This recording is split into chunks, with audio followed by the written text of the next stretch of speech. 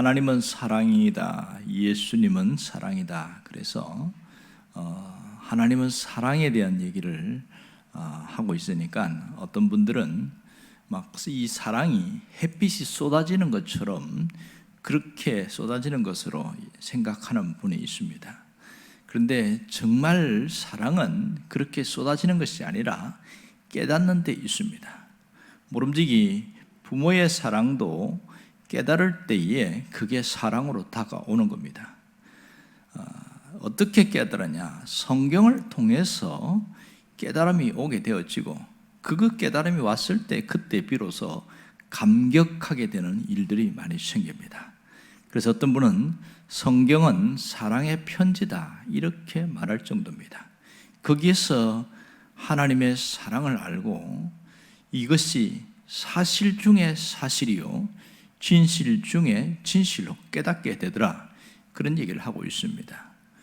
오늘 누가복음의 제 첫머리의 말씀을 보았는데 이 누가복음은 편지와 같은 형식을 띠고 있는 복음서입니다.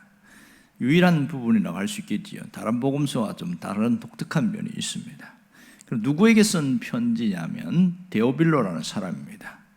오늘 사도행전과 누가복음 같은 저자가 썼는데 동일한 어떤 수신자에게 쓴 내용입니다. 이 데오빌로는 로마의 고위 관리라고 얘기를 보통 합니다. 어떤 분은 황제의 친척이다 이렇게 얘기를 해요. 어떤 관계로 어떤 복음을 접했는지 데오빌로가 이 복음을 들었던 것 같아요. 예수님이 누구시다 이런 것을 들은 것 같은데 이게 내용이 확실치가 않는 거예요. 그냥 들은 얘기니까 정확하게 그분이 뭘 했는지 어떤 일인지 그분이 어떻게 해서 하나님이 되는지 이런 걸 전혀 모르고 있는 그런 상황에서 데오빌로에게 그렇게 적게 돼서 1차적으로는 데오빌로를 향한 복음의 메시지고 이 자체가 회람서신이었기 때문에 이것이 혼자만이 아닌 출판을 해서 다른 사람들에게까지 이것을 전할 수 있도록 그렇게 했던 것이 누가복음입니다. 그래서 누가복음의 어떤 수신자의 대상을 헬라인이다 하는 이유는 바로 여기에 있습니다. 그러면 이 누가가 전한 핵심의 메시지가 뭐냐는 거예요. 오늘 첫머리에 보면 그 얘기를 하고 있습니다. 우리 중에 이루어진 사실에 대하여 기록한 자들이 많다 이런 얘기를 하고 있습니다. 그러니까 누가복음은 처음 시작하면서 무엇을 이야기하고 있냐면 사실이다, 내가 지금 이 기록한 내용들은 사실입니다 이렇게 말을 하고 있어요. 그러면 상대방의 입장에서 이게 사실인지 아닌지 확인을 할 수 있어야 되는데 어떻게 너의 말이 진실이고 사실이라는 것을 어떻게 증명할 수 있느냐 이런 의문점을 갖게 되어지죠. 그럼 누가는 자신이 이렇게 쓴 이 편지가 사실인 것을 어떻게 증명을 했습니까? 오늘 2절부터 4절까지 이어지는 그것을 통해서 이게 확실한 사실입니다 이것을 다시 한번 증명을 하고 있습니다. 그러니까 처음부터 목격자가 있었다 이 얘기를 하고 있습니다. 목격자. 자, 왜 사실이냐면 이 목격자들이 있는데 그들이 누구냐? 예수님의 제자들이 사실은 목격자들이고, 그리고 성경에 이름이 기록되지 않은 수많은 여인들이 있습니다. 예수님을 함께 돕고 따라다니는 수많은 여인들과 또 70명의 전도대 이런 사람들이 다 목격자라고 할 수 있겠죠. 그리고 말씀에 일꾼된 자들이 있었습니다. 오늘 하나님의 말씀을 받아서 일꾼으로 일했던 그들이 바로 목격자요 이것을 만났고 이분들의 말이기 때문에 사실입니다 이렇게 얘기하고요. 그 다음에 그들이 전하여 준 것이 있는데 그것이 오늘 기록하고 있는 누가복음의 내용입니다. 그렇게 얘기를 하고 있습니다.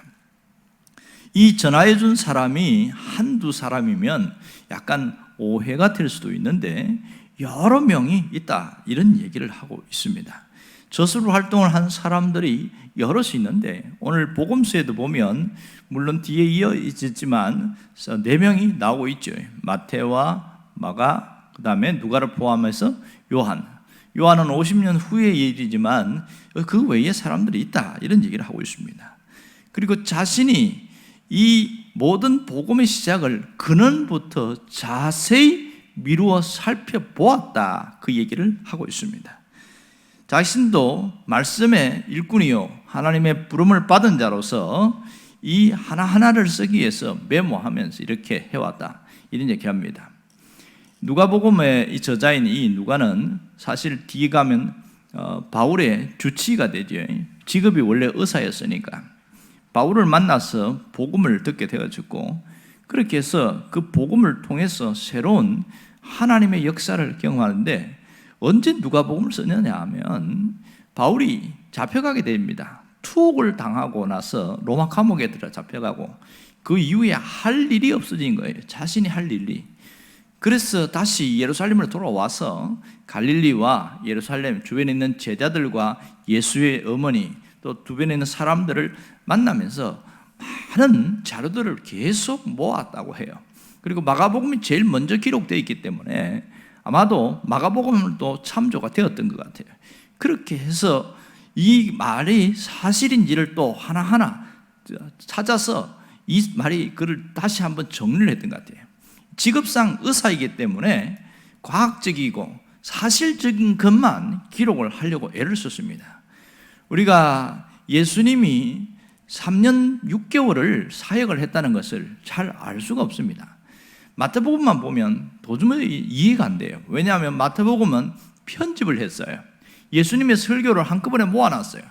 산상수훈이라고 그래가지고 5장부터 7장까지가 이게 산상수훈, 예수님의 설교단 말이에요.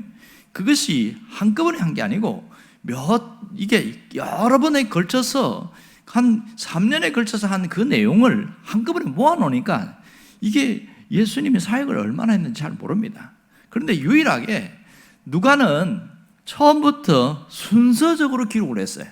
그래서 예수님이 예루살렘에 몇 번 갔는가, 그걸 통해서 3번 내려간 거 보니까 3년이라는 기간이 나오고, 또 앞뒤로 좌우로 보니까 6개월이라는 기간이 나오고 해서 이 마가복음과 누가복음이 거의 연대에 대한 얘기를 자세히 해줘서 예수님의 사역에 대한 정리가 되어지고 그 사역이 몇 년 있었든지 그것이 파악이 되어지는 그런 일이 있습니다. 물론 요한복음도 일조한 부분도 있긴 하지만 모든 처음부터 끝까지 다 기록한 사람은 유일하게 누가였던 것을 알 수가 있습니다.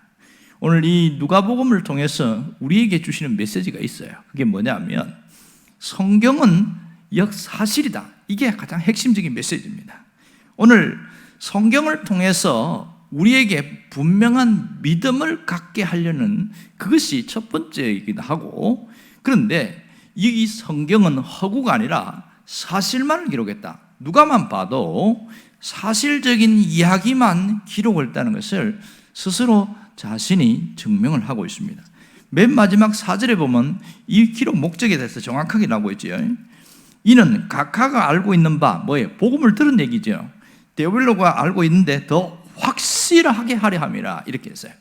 지금 누가복음에는 기적에 대한 이야기가 상당히 많이 나옵니다. 예수님이 치유한 사건들도 굉장히 나오고요.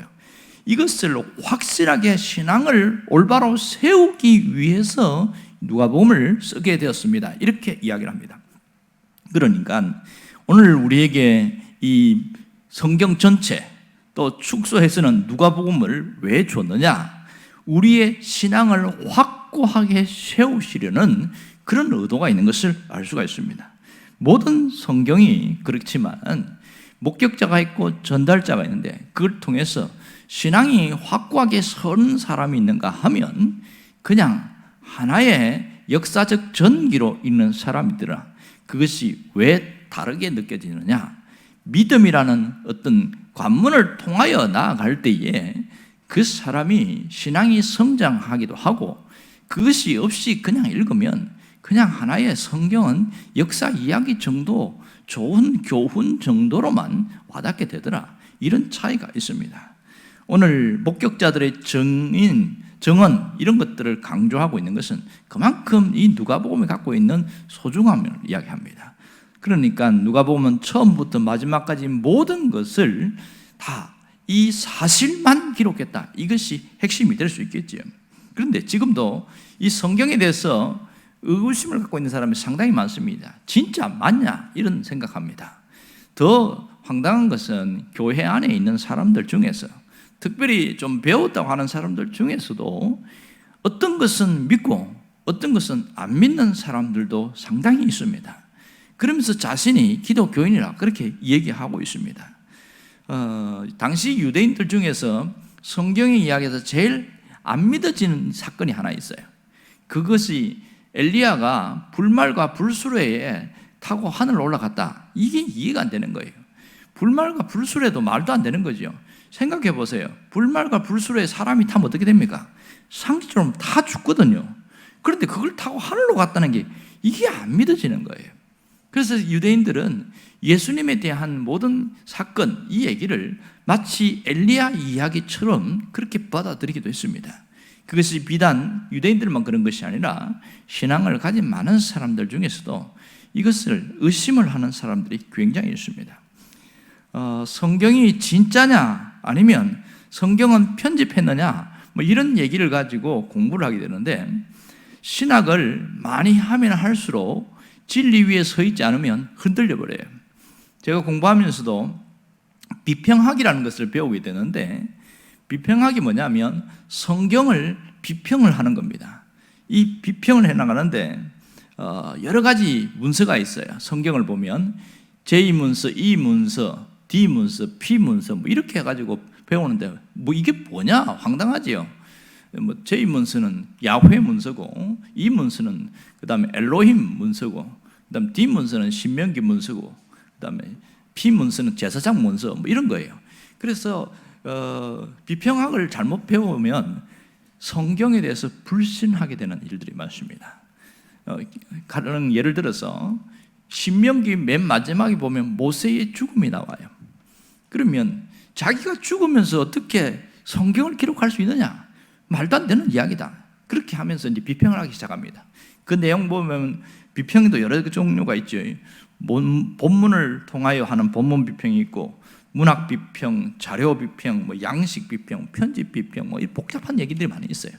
근데 그걸 다 배우고 나면 무슨 생각이 드냐면 성경은 편집되었다.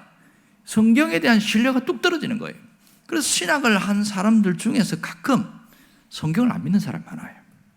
성경은 하나님의 말씀이 아니고 편집된 거기 때문에 믿을 수가 없다. 그래서 자유주의 신학자들 중에서 다 기적 다 드러내고 안 믿는 거 다 드러내고 싹 드러내고 나니까 나중에 성경 껍데기만 남더라. 이런 얘기 우스갯소리가 있을 정도로 그렇게 배우다 보면 안 믿어집니다. 오히려 성경은 그냥 그대로 하나님의 말씀으로 믿을 때 그게 진실로 와닿게 되어지는 거죠. 오늘 우리는 다 알고 있습니다. 성경은 분명한 사실이고 가감되어지지 않은 하나님의 말씀으로 알고 있습니다. 이것이 말씀이 되기 위해서는 어떻게 되냐? 믿음이라는 관문을 통하여 내 속에 깊이 새겨질 때 진짜 말씀이 되어지고 그것이 살아있는 말씀이 되더라는 겁니다. 믿음이라는 관문을 통과하지 않으면 그 말씀이 하나의 지식으로 끝나게 되어지고 좋은 말씀이다. 그래서 끝입니다. 내 영을 살리고 내 삶을 살리는 말씀으로 와닿을 수가 없는 것이지요. 왜 이렇게 와닿을 수 없습니까? 의심이라는 것이 파고들기 때문에 그렇습니다. 의심은 굉장히 무서운 거예요. 그게 파고들면 모든 믿음을 무너뜨리는 강력한 무기입니다.